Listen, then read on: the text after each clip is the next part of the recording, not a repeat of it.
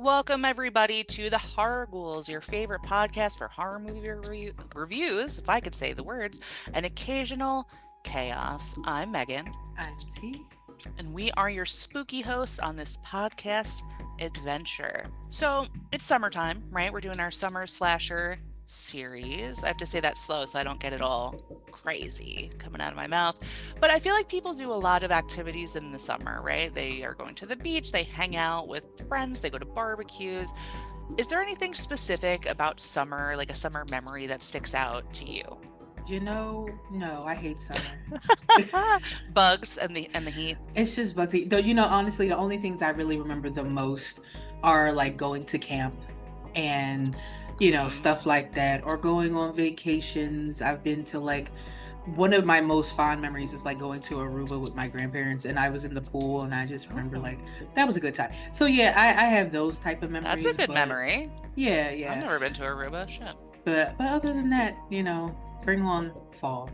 Did you ever find an iguana swimming in your pool? I've heard that's common in tropical places. No, but I have had iguanas in my room in Jamaica. Oh no, that's Yeah. that's different. Pool? They're like little geckos or whatever. No, I want like a big fat iguana in the pool. No, I But like haven't seen that. but that's communal space. In my room is too private. You're too personal now, right? Like we need to keep you in the pool area or in the hall at least minimum. Um but that's interesting. My memories revolve around like a lot of pool things and barbecues, playing mermaids, Hey. stuff. I love to play mermaids. And Xena. I played a lot of Xena. My cousin Yes. reminded me of that last night about the Da, sound I used da, to da, make. da, da. That one. That one. I used to do that on the playground a lot because I was a little freak. Um, yeah. Everyone be playing their regular shit, and I'm just out there battle crying in the Pulaski Elementary School Oh my lot. Anyway, gosh. it's fine. So I'm glad we have some fun memories. I think we're going to talk about some fun summer memories today, specifically one summer, one accident, and one pact to never speak of it again. But secrets do have a nasty habit of clawing their way back, especially when somebody knows what you did. So, with that, I will tell you that we are talking about 1997's I Know What You Did Last Summer, directed by Jim Gillespie. This was rented by my father on VHS for me at whatever age I was in 1997, because I don't do math. So, we're going to 10. get You were 10. great. That's probably too young for this, I feel like. Anyway, so gonna dive right in. It is the 4th of July. We are in the small coastal town of Southport, North Carolina. We find ourselves at a beauty pageant where three friends, Julie, Ray, and Barry, watch their friend Helen compete. Helen reveals on stage at the end of the summer she plans to move to New York City to be a serious actress. She wins the pageant to thunderous applause from the crowd and her friends. And that night they celebrate their graduation and presumably her win, partying at the beach. They have a fight with Julie's nerdy friend Max and some scary stories around a campfire, one about a guy with a hook for a hand. So just your regular run of the mill conversation. Also, just FYI, Ray and Helen are a couple. Ray and Helen, You mean Barry Barry, and Barry and Helen. Helen, because I Yeah. wrote Ray twice. Forgive me for my sins. So sorry. Barry and Helen, and that's Ryan Phillippe and Sarah Michelle Gellar, because it helps with the visual, at least for me. And Julie and Ray, and that is Jennifer Love Hewitt, and that is Freddie Prinze Jr. Precious. They are driving home that night from their beach adventure very, very fast, I might add. Ray, the driver, is temporarily distracted by a drunken Barry and accidentally hits a man walking on the road. Barry is freaking out about the big dent in the hood of his car instead of what they actually hit, but he's drunk, so, they first are thinking maybe it was a deer or something, but they find a boot on the side of the road and investigate further. A little bit away from the car, they see the man they hit laying there, and he definitely appears dead. So, in a panic, the group is arguing about what to do. Should they call the police? It's probably manslaughter, whatever. So, fearing how the accident will ruin their futures. So, blowing college, possible prison, other terrible things. Ray is making a point like he has no money to get out of this, like the other teens and their families. So, they go ahead and decide to dump the body into the ocean, as you do. Before they continue on with their plan, Max, the friend from before, drives past and he's like, "Hey, what are you guys doing?" So, they have to kind of shoo him away because that's a potential witness you do not want. So they take the guy's body to, I guess it's like a marina. and it has a Yeah. dock, and everyone is arguing again. So finally, Helen is like, okay, I'm gonna do this. And she starts making an effort to push this man off the dock, but he suddenly regains consciousness, grabbing Helen's crown that she's still wearing for some reason, despite trying to clean up a murder. They throw him into the water anyway, which seems like a weird choice. That's a good time to kind of reconsider your decision because the man is alive, right? Maybe maybe think it through again. Barry jumps in the water because again priorities, he's going after the crown. Not to save the man who's alive, going for the crown. When he gets down there cuz he's kind of floating deep down, the man becomes conscious once again, but Barry grabs the I'm going to say clown. That's not what you want in the deep water either. The way that I would freak out if I dove into deep water and there was a clown down there, That would be too forget it. much for you. That would be too much for most people, I feel. That's a lot. That's not a good surprise. He does get the crown, not the clown, and get away. The kids then make a pact to never speak of the incident again. I do want to say something about the man. Like, it was Please. so weird because, okay, they hit the man, they take him down to the marina, and he wakes up in like a Michael Myers Jason type of fashion where his eyes just Yes. pop open. There is no like disorientation like a normal person would have, or like, oh, my head, like none of that. His eyes just pop open, Right. even under the water. He should be drowning. He opens his Right. eyes under the water again, like some type of psychopath. Maybe he's And like a it's free diver. You know how they do that? I don't know. That's his spare hobby. His oh my spare god. hobby. But yeah, it was just weird. I'm like, why does he already seem like he has some type of superhuman strength or I don't something? know. Like, Yeah, it's definitely very tropey, and it's weird to do that under the water. right. Like, and there's no bubbles or anything coming out of his face. So I'm with you. I agree. We fast forward a year. Julie is returning home from college, but she seems a little off. She's not doing super well emotionally. She seems very troubled, which makes sense given everything. And we learn she's also been distant from her mom since she's been at school. Her mom brings in the mail, and Julie has gotten a letter, which she opens like, ooh, who sent me mail? Whatever. It simply reads, I know what you did last summer. Dun dun I wish dun. it played that. That would have made it better. So, freaked out, she goes to Helen's family owned department store, asking her sister Elsa for her number.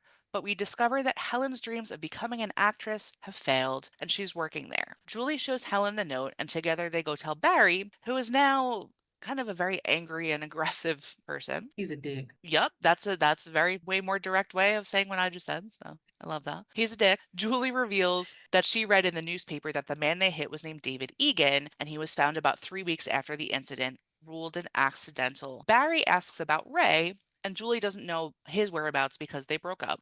But he's working somewhere up north, she says. Barry speculates that maybe Max is the person who sent the note since he saw them on the road that night. So Barry drops by Max's job on the dock, he's a fisherman, and assaults him while accusing him rather of sending this note. Max is very pissed by this and takes it a lot, but kind of at the end of this encounter, he stands up and is brandishing an ice hook that you would find in like a fishery. That's a thing, right? Yeah. It is today. It is today.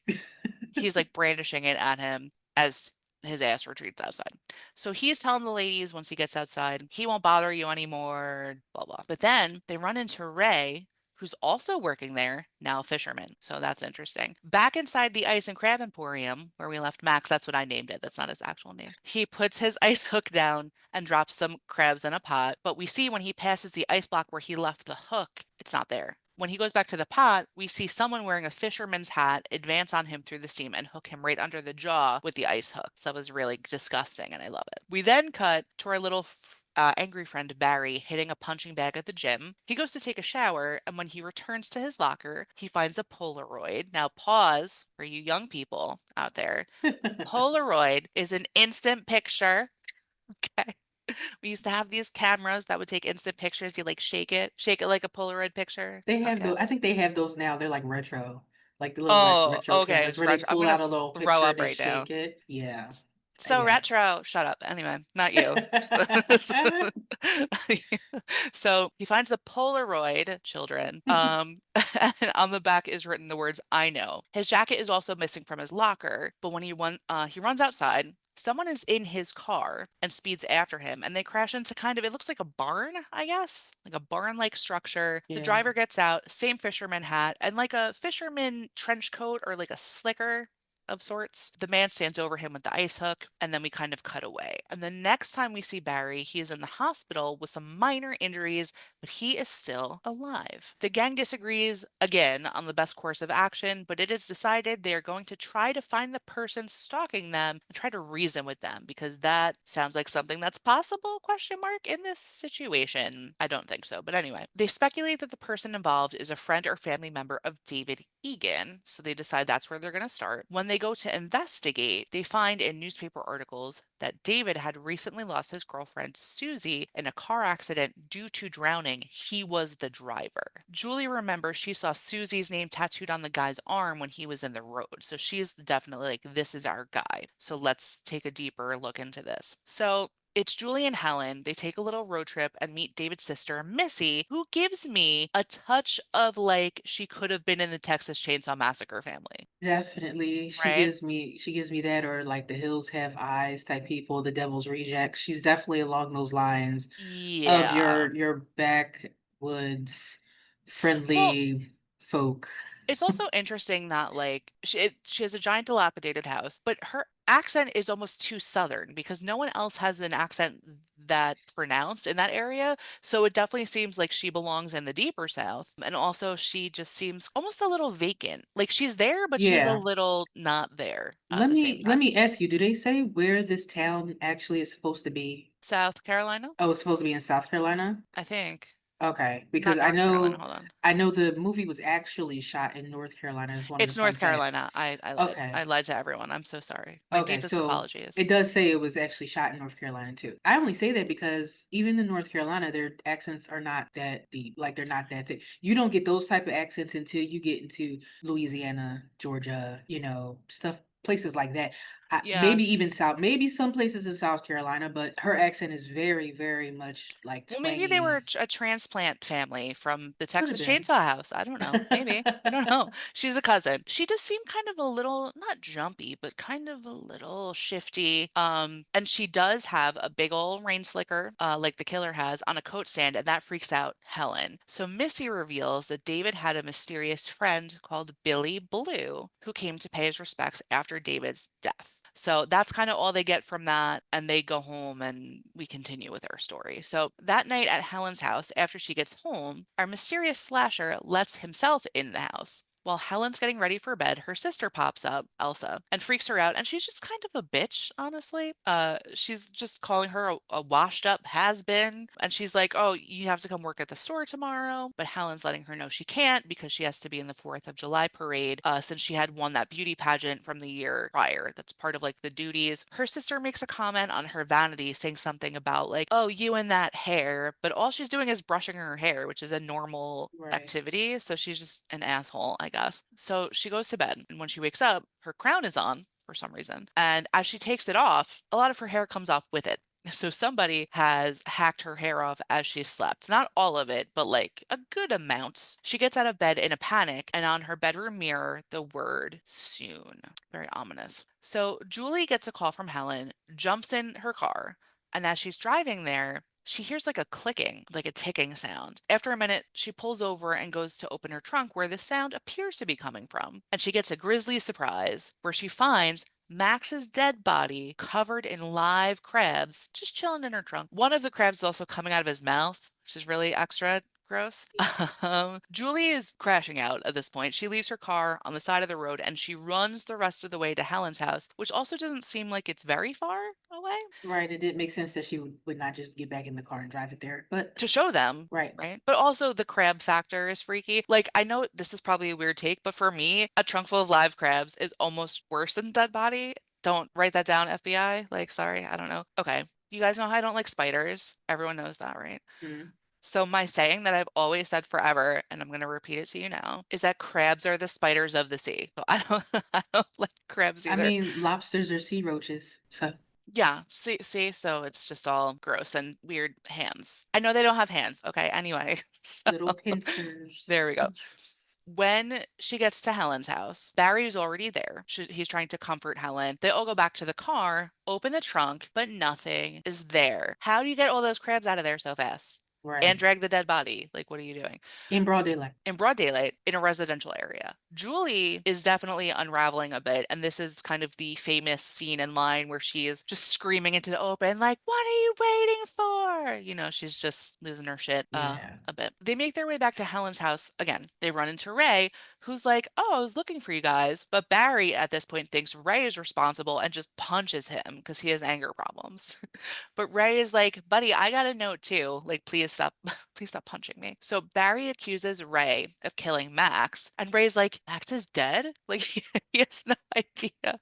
But also, that's a great cover, I was right? getting ready to say, to be honest, in this scene in particular, Ray seems suspicious. Like, just all of a sudden, conveniently, oh, I got a Appearing. letter. I I got a got a letter. letter, Oh my and then God, it's he is like, dead. That's oh so yeah, his weird. his shock of Max being dead, or shock of quote air quotes for people listening. His shock of Max being dead was like not really believable for me. Yeah. So, I gotcha, mm, I gotcha. He's freaking out because he's dead, allegedly, but they all agree to keep looking for the killer, starting with Billy Blue, who they learned about from Missy. They decide to go back to Missy, or really, no one wants to go, but Julie says she will go back. I will go back to talk to to Missy. Ray is against this, which again kind of plays into his suspiciousness. He would rather just run away, start a new life, run from the problem, whatever. Julie, though, she's not about this. She's like, we have to stand and face what's happening and try to solve the problem. Helen is on the 4th of July parade. Barry has chosen to ride along in case their serial killer friend decides to appear. Helen does spot a mysterious fisherman guy in the crowd, and Barry takes off after him. Tackling him, it's just an old dude who likes wearing a fisherman outfit in the summer. For some reason, might I add. For some reason, there are a lot of guys wearing that exact outfit in the summer which is along weird. the parade route. Yeah, like I get that it's a fishing town, right? Makes sense. But it's hot. It's the 4th of July. There's no reason for that. Like, relax. You're And not that's on a the boat. rubber slicker, basically. Like, why? And the hat, too, and it's terrible. Helen's continuing to look around, and she finally spots on the balcony the actual killer who is holding up the hook. Back at Missy's house, Julie is walking around the creepy property again, giving Texas Chainsaw House. Also, because there's lots of animal skins and bones, and the There's house is run down and there's dirty. like dead turkeys hanging from lines and stuff. Yeah, that's not what you do with your turkey. Like, what do you do with your turkeys? No, I, yeah, you don't hang them up. I Like, don't hang them up to dry outside. hang them up to dry.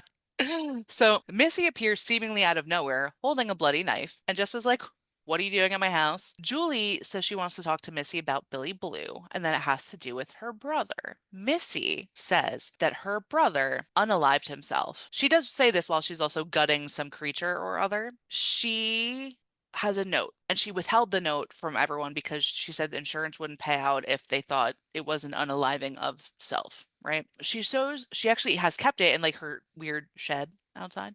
She shows it to Julie, and it says, "I'll never forget last summer," in the same style of the other notes. Julie tells Missy the note is not a note as it appears, it is a threat, and that she doesn't think her brother unalived himself. But Missy's like pretty confident, but also this kind of rattles her. She doesn't want to hear this, but Julie is kind of confessing at this point, your brother didn't actually unalive himself. We hit him with our car. I was there. And Missy is like, "What are you talking about? Get away from me, get away from my house." And Julie's like, "No, I saw his tattoo." And Missy's like, "My brother did not have a tattoo, ma'am." And then Julie has like a Aha moment. not, I was Yeah. almost said recognition, but she does have like a light bulb moment when she realizes that they did not, in fact, hit her brother, but someone else. That night, at the next 4th of July pageant or whatever, Helen, Which, by the way, let me say yes, this. yeah. The name of that pageant and the name of that parade is called the Croaker Queen Parade. Why would you want to win that? I don't want that. Croaker. I was like, what? Like a Really? frog, like a froggy. I thought Mm. like a person croaking. Yeah, or that. That could be. So this part I thought was kind of funny. Firstly, just to set the scene for you, Helen, again, she's there. She's reigning queen. She has to be there. So Barry is there and watching from the balcony, wanting to make sure he's able to protect her. They're making Helen sit on the stage. She has to sit on the stage, but there's like a talent portion. So there's bitches up there warbling, singing terrible, doing terrible things, and she has to sit there the whole time, which is such a terrible directorial decision. Not for the movie, but for the pageant. That's like very Yeah. cringe. So she's sitting there, and unfortunately, she's actually able to see that the murderer stalker is up in the balcony, sneaks up on Barry, pulls him away, and does get him with the hook repeatedly. Helen is screaming for him from the stage, but people just stop her and hold her back, which That's is that was insane to right. me. It's I know. like she's screaming, he's killing. Like, first of all, if you see a woman that's on the stage and she clearly looks bored at first, because she was clearly Right. bored because it's She was so bored. like some bitch was singing some horrible song. And she all of a sudden jumps up and was like, he's killing him. I'm not going to stop the bitch. Because, first of all, I think she's crazy. So I'm going to let her go. Because Right. she's yelling at something. I don't know what she's yelling at. The Right. second thing is, as a person of my color, if somebody runs, we run too. So it's like if she's getting ready to run, I'm not stopping her. I'm behind her. Like, I'm getting out of here. Well, also, So I no don't one know. even looked. No one even looked to the balcony because she could see No, it from where she was at. So if anyone just turned to look, right? they might have So, been able to see it or something, right, the but whole way that that was handled was nuts. So finally, the cops come, and Helen goes up to the balcony to look for Barry, but there's no Barry, and there's no evidence that anything has happened at all except for a little blood dripping off the like a like a stair balconies. post. Yeah. Which is wild. Right, He got basically got gutted with a hook. There would be blood there. There would be more than there just a would be little blood. bit of blood that was just dripping that the cop couldn't see, that Helen didn't see. It's Right. never mind. No, I'm not gonna it say definitely nothing else right now. no, there's no way. And he's not smart like Dexter putting down plastic to roll it all up in. It's just there's no way that he could have cleaned that up. Not the best CSI in the whole world could have cleaned that up that fast. Facts.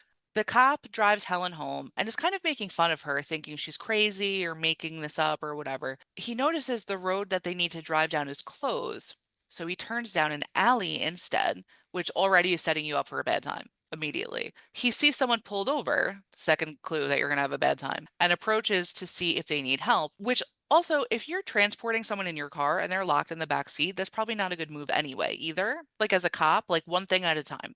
I would imagine. So the man is wearing the same hat and coat, and while Helen screams from the car, the cop gets hooked right in the chest. Because Helen is really not having a good night. And she tried to warn him, but people didn't listen to her, and now they get what they get.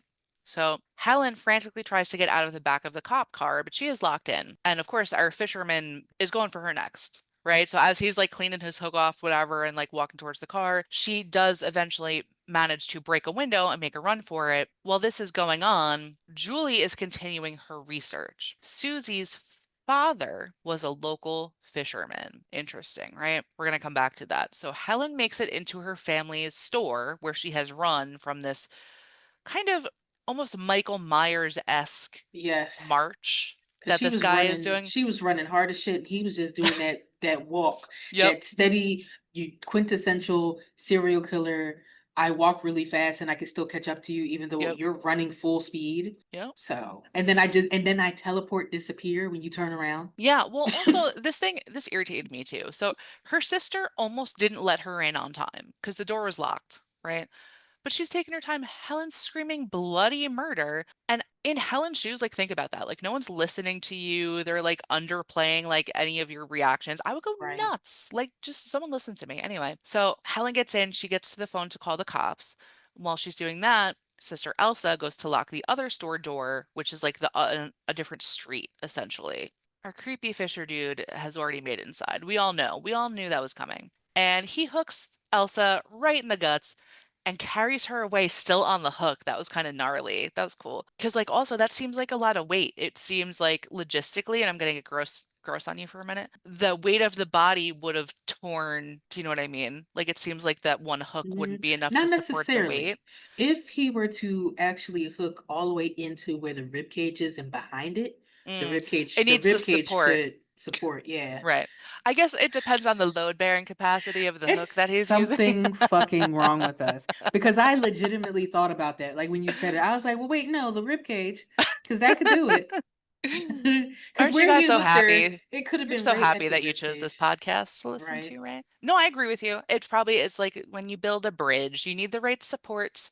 But I was just thinking, I don't know how I was going to say how deeply he did, but I guess if he got it all the way I through, mean, it's a maybe big hook. even. It's a big hook. It's like, like this. So, and she's a little girl. I forget the you see everybody's seen this actress before. I forget her name. I have it written down, of course. She was in Um the wedding planner yes, off the she's top of my Bridget head. Bridget Wilson Sampras. But yeah, that's her name. It doesn't sound familiar, but you know her face if you see her. She You always would. plays a pretentious bitch almost all the time because she Yes, has that type of face. But she does. like she was thin. So yeah, that hook could have went through and hooked up on her chest plate or her breastbone or whatever, or right under her Yeah, rib cage. I can see it. no, I guess you're right.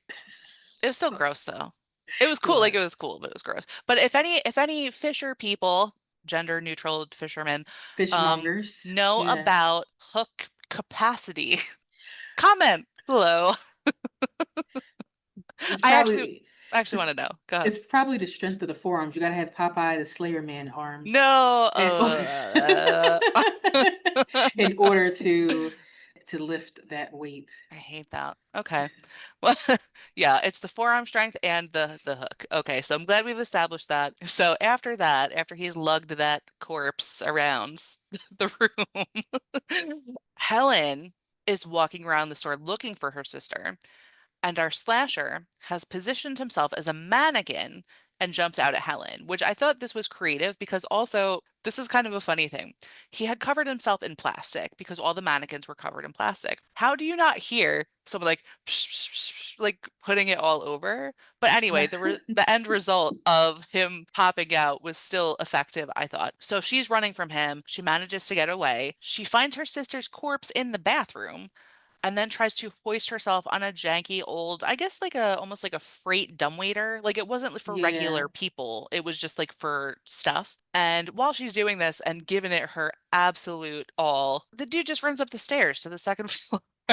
She's like, "Oh my gosh, this is so hard." And he just runs right up the stairs.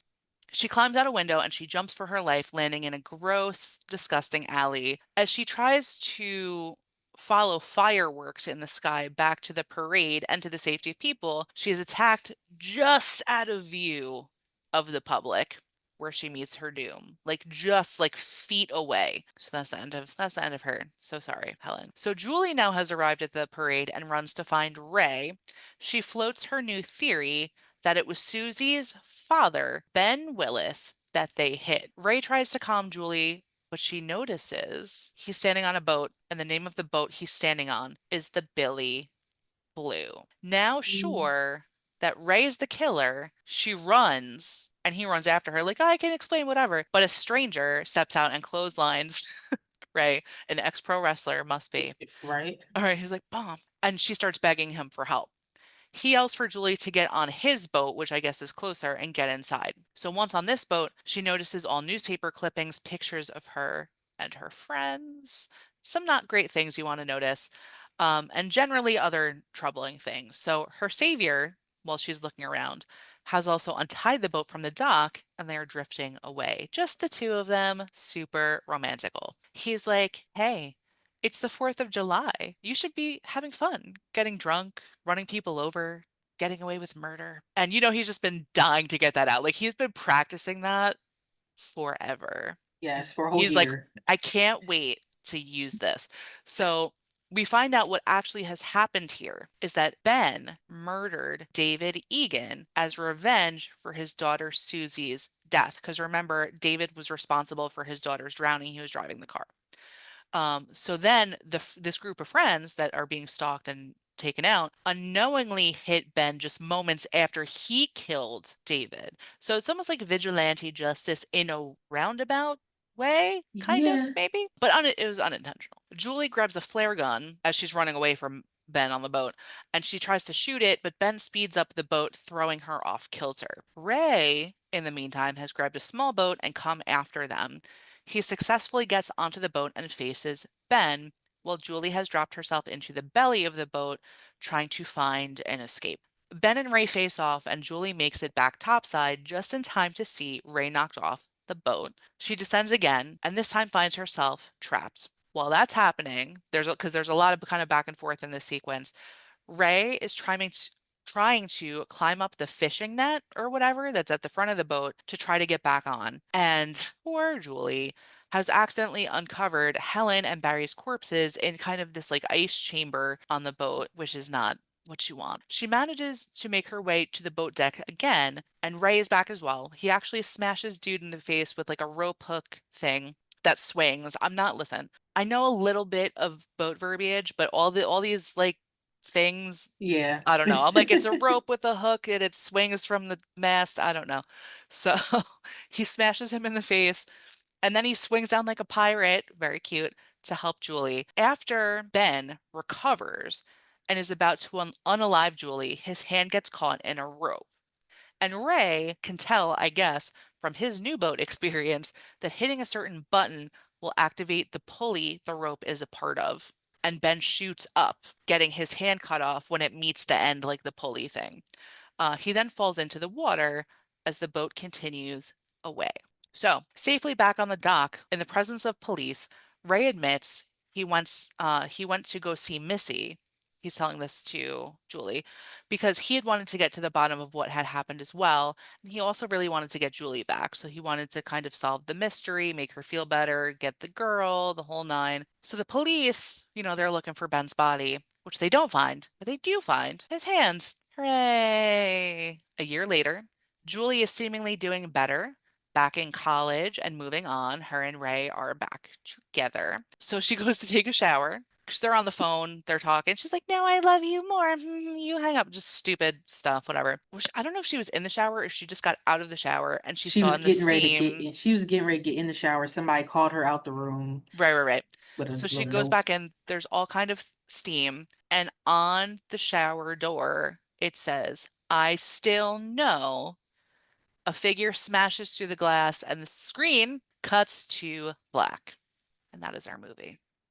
The Hooray. end. The end. Thank God. Um,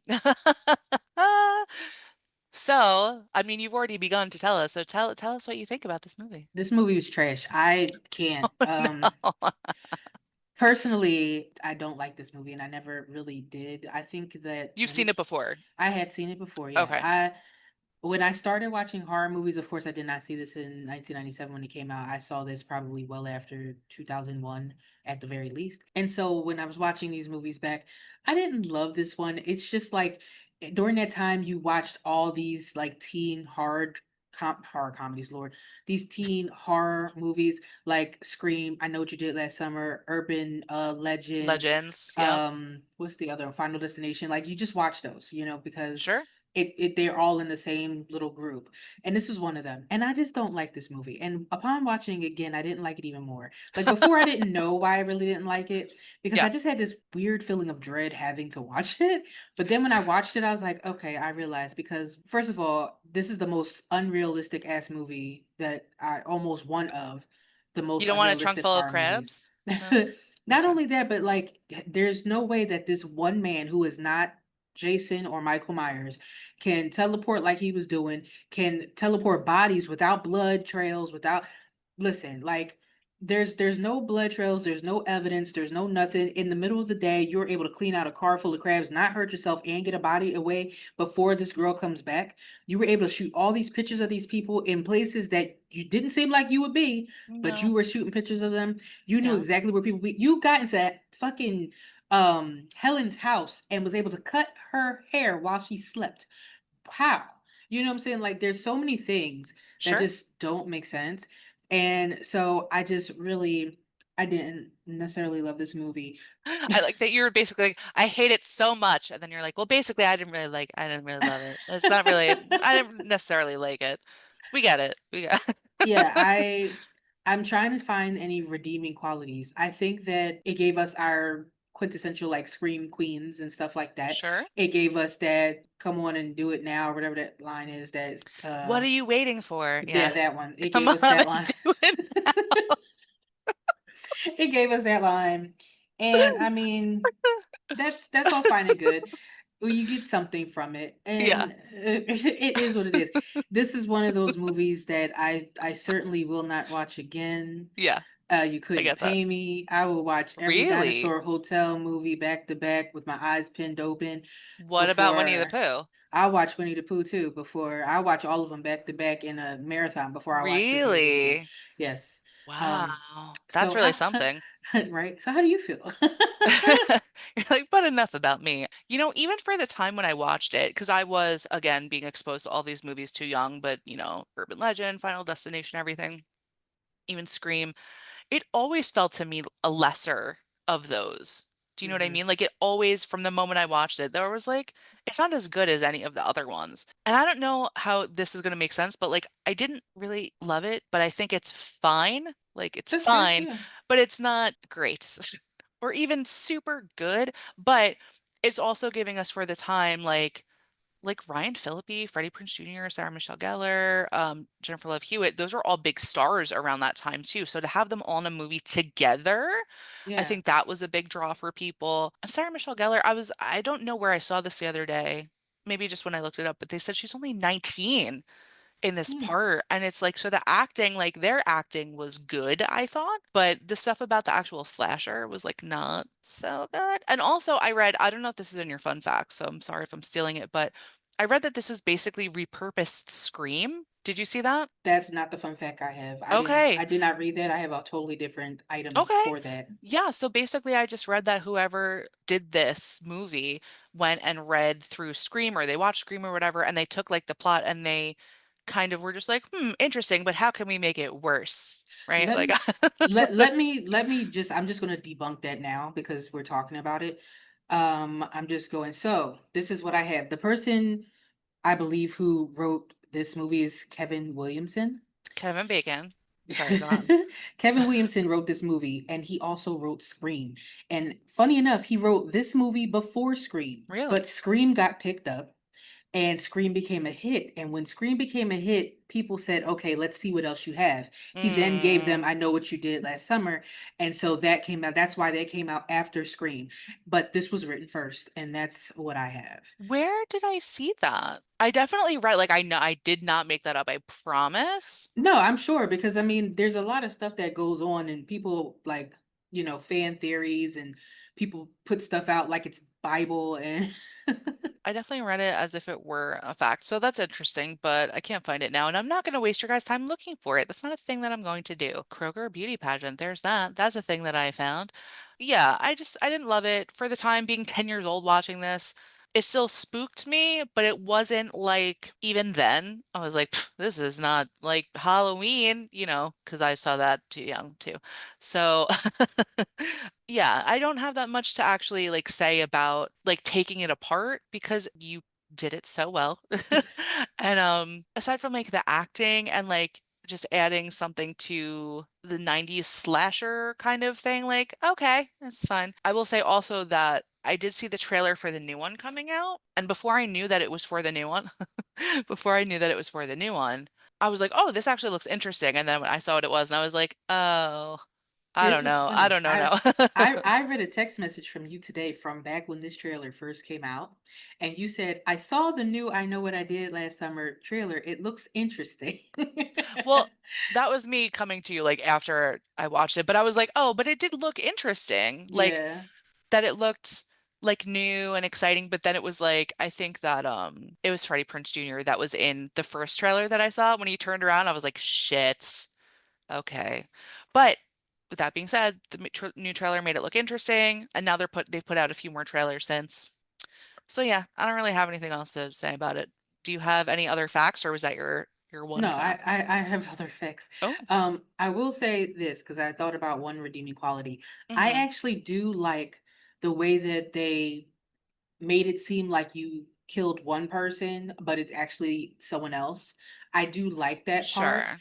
of it. Although, if you're paying attention in the very beginning, there's a scene in the very beginning where the guy who drowned is like sitting on a ledge or whatever. He's not wearing fisherman's clothes. So the person gets hit is wearing fisherman's clothes. So it's just Yeah. like in the very beginning, if you're really, really paying attention, you could kind of figure that out early on, but you're not thinking about it. Honestly, I will say this. I don't try. I'm trying to think of a coherent way to word this. I don't try to figure out who the killer is. I might lean a certain way right? Like as the evidence presents itself that I'm like, oh, it could be this person, right? Like that, those thoughts occur to me, but I'm not actively like, I bet it's this based on X, Y, and Z. So stuff like that goes over my head completely. Yeah. I mean, I don't do that either actively while I'm watching, Right. unless something egregious jumps out at me and I'm just like, oh. But I thought about it just now when we were talking. I'm like, oh, that That I makes sense. when I was saying like I actually like that storyline, but then I also found that loophole while I was saying it. Like, but if you paid attention, you could tell that that's not the same person. The only Right. reason why you wouldn't pay attention is because the scene in the beginning where the guy is sitting on the ledge is separated by the beauty pageant. It's separated by them going to the beach. It's separated by Julie losing her virginity to Ray on the beach, which gross. That's got to be gross. There's so much sand everywhere. Like Sands. Yeah. you go to the beach and you go to the beach and you just sit on a beach chair or sit in the sit on the towel or something and you'll have like sand in your crevices for weeks. I don't know how you would want to like do that on the You know what's a beach. great word? Crevices. Top-notch word. I just want to say that. No, but I agree. The actual like story, not the whole story, but the bit about like they're following the trail of this person, but it's Yeah. more complicated than that. Like that The part is mechanics, interesting. yeah, the mechanics and like how they did that was definitely interesting. I agree. It's just like take that Scooby-Doo caper and put it on something else, you know, And I would have gotten away with it too if it wasn't for you meddling kids. meddling kid. I forgot what Yeah. they said. It's been a minute. I used to sing a song, Um, so that's the only reason why I remember. Would have got away with it if it weren't for the meddling kids. I Oh, love oh. that. Yeah, me and my college roommate used to sing that, and she does watch this. So if you remember that, laugh about it now. Uh, but yeah, Are so there more words? no, we just said that, and that was Okay, okay. it. Just a short little Yeah. tidbit. Um, Yeah. but I don't have anything else. I can go on to the Okay. fun facts. So, Fun of course, facts. this movie had a budget of $17 million. Oh my gosh. And the box office gross was $125. I'm sorry. It should have been $125. It was $125.3 million. $125 they got. Wow. It was it was $125.3 million worldwide. Domestically, they made 72 million, and internationally, they made approximately 53.3 million. Critical reception at the time of release, critics were like, we don't really like this. It got a 45 on Rotten Tomatoes. The Wow. audience was a little bit more like, because they gave it a 40. Critics generally felt that the film was derivative of Scream and it relied more on style and hot young stars than an original storyline or genuine scares. They definitely criticized the formulaic plot, but acknowledged its entertainment value as a teen slasher. People said that most critical feedback was that positively, it was stylish, well cast, and it was appealing to the teen market, but it was also predictable, too reliant on horror cliches, and it lacked self-awareness and the self-awareness and cleverness of Scream, which I feel like because I told you already that this movie was written before Scream, I feel Hmm. like the guy wrote this and then felt like, oh, I can do something better. And then he created Scream from Right. this. It was like he was just honing his craft, which is why this feels not as polished as Scream, in my Right. opinion. Scream is a good movie, I will say, as far as technicality or technical stuff, it's a good movie. The audience reception, they felt like it's a solid horror film, especially for the 90s, and overall audiences started to like it more than critics did with time. Now, if we talk about legacy reception, which Hmm. is reception now, horror fans have said this has become a cult favorite for its nostalgic 90s vibe, which I will say the music in this was decent. I Great soundtrack. Yeah, I did like the music in this. Great Um soundtrack. it was the nostalgic 90s vibe, the cast, memorable moments for the slicker, the hook, the what are you waiting for scene. What are you waiting Um, for? Yeah. and it's often viewed as a comfort slasher now. So What? people watch it's their comfort movie. They watch it like that, even though it wasn't as universally beloved as Scream. Okay. Aw, we have a guest, She's not looking. She's not ready for her close-up, Mr. DeVille. Carmen She San just wants to be Diego. here. She's just happy to be a part of it. Oh, don't put your mouth in my mouth. That's weird. So Anyway. so the other fun facts I already told you about this, written before Scream. This is also based on a 1973 young adult novel that was also called I Know What You Did Last Summer by Lois Duncan. And the book is more of a Oh, psychological thriller with no slasher or hook wielding killer involved. I used to read a And lot of Lois Lois Duncan books. Duncan, I read a lot like in middle school, like forget it. oh, Oh my wow. gosh. Yeah. Well, I will say Lois Duncan hated this movie. She hated the adaptation. She was Love it. very upset that they turned her suspense novel into a violent teen slasher. So, Wow. um, the "What are you waiting for" scene was actually a fan suggestion. That Yes. scene was allegedly suggested by a kid who won a contest to help direct the scene, and it is the movie's most meme-worthy parodied moment of all time. Hmm. This also helped launch the 90s Scream Queen era. That's hard to say. Scream Queen era. This movie solidified Jennifer Love Hewitt and Sarah Michelle Gellar as two of the biggest horror icons of the late 90s. And Gellar filmed this between seasons of Buffy and became a full blown Scream Queen afterwards. Also, Freddie Prinze Jr. almost didn't get this role because producers said he's too soft. But he What a auditioned. He comment. right. Okay. They said he was too soft, too pretty boy. And honestly, I will say this: after watching the movie and then reading this, I felt like yeah, I could see how they would say he's too soft because he did come off a little soft. He did not come off to me as the man who's going to save the day at the end at Yeah, I all. gotcha. Even when he He's was on the boat, he looked confused more than anything else. He did not look yeah. like I'm sure of myself with this boat stuff because I am also a boatman. He Yeah. looked like, oh God, what does this thing do? Should I throw it? Should I I swing wish he it? had actually said that word for word what you just said because I am a boatman I'm a too. Like what? boatman. I'm a boatman. You see? I know. Oh no. The legend continues. Yes, Yeah. yes. But yeah, so they said he's too soft, but he fought for this role and he got the role. Love it. And that led to eventually him getting the girl because Freddie Prinze Jr. and Sarah Michelle Gellar met on this film in Uh, 1997. And at the time, they were both the young rising stars that we know and love. And they weren't romantically involved at all during the shoot, they just became friends. But later on, they bonded over shared interests like food and traveling, and they became very, very close friends. And their romantic relationship didn't start until a few years later, around 2000, after they'd stayed friends for a while. And they eventually married in 2002. And as of today, they are one of Hollywood's rare, long-lasting, drama-free couples, which I love I that. I forgot. I'm like, oh, they're still married. That's Yeah. crazy. Yeah. But Yeah, that's they are. nice, you know. Good for them. Right? Love So it. good for them. The guy who plays the Ben Willis, the fisherman, Muse Watson, he really wore the hook.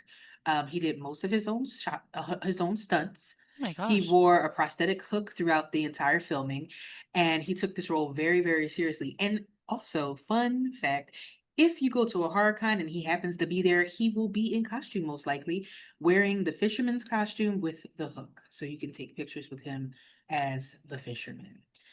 So I've never seen him at a convention, Me either. but they said that he will show up to a convention, and if he What does, what if he's not actually on like the thing and he just is standing in a corner like in that outfit? Like he's not actually there for money. He's just there to creep people the fuck out. Like, have you ever seen Father Evil at a convention? yeah, we saw him Yeah, together. right. Yeah, yeah. So Father Evil came up, and I know for people who don't know Father Evil, we're just having a conversation about Father Evil. So just Google hold on. it. No, I'm just kidding. On But Instagram though, he has an Instagram. yes. Now, Father Evil, he started out just standing in the corner scaring people or just Yep. walking up to people. He's basically like not a satanic priest, but he's like a priest that's been taken over by a demonic spirit, maybe.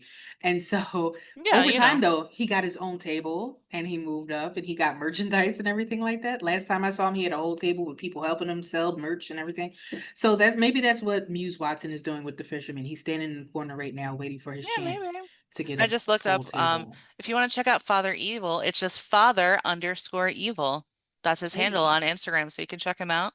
there you go. Tell him the Hargle sent you. Don't do that. He doesn't know who we are. Yeah, no, he doesn't. But he will, she said ominously. I don't know Ooh. what that means. Anyway, So This movie shares DNA with urban legend.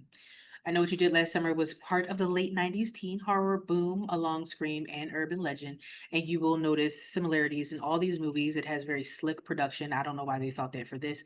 Pretty cast, pretty beautiful people, holiday Devon Sawa tie-ins. was in Urban Legend, so you know. Yes. Yeah, very, very nice looking. Yeah. Um, and a holiday tie-in somehow, urban myths, and a killer with a costume.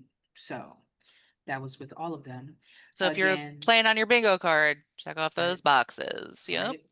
And lastly, like I already said, this movie was shot mostly in Southport, North Carolina, which is a sleepy coastal town that leaned into its spooky fisherman aesthetic during filming.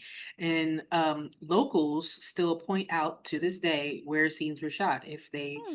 are still there and remember. They'll say, hey, right here is where Helen got killed in the alleyway. But So they'll say it like Judd from Pet Cemetery. right over here down this road is where Helen got killed by the fisherman in Hollywood. Yeah. That's because we take care of our own around here. I want to go on that tour. Like I would go if there was someone who talked like that and took you on the tour of the locations, I would If go. you look over here, right here, this is where they were slinging fish. Ah, I would be yeah. so happy. Side note, it was just Fred Gwynn's birthday just the other day. So happy belated Oh, yes. birthday in heaven or hell, whatever you believe in.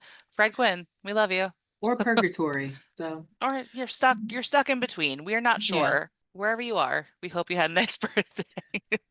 Hope you're not in the pet cemetery. I hope you're not in the pet cemetery. Oh my gosh. But that is the end of my fun facts. So, They're very fun facts. yeah, Yeah. I guess it's time.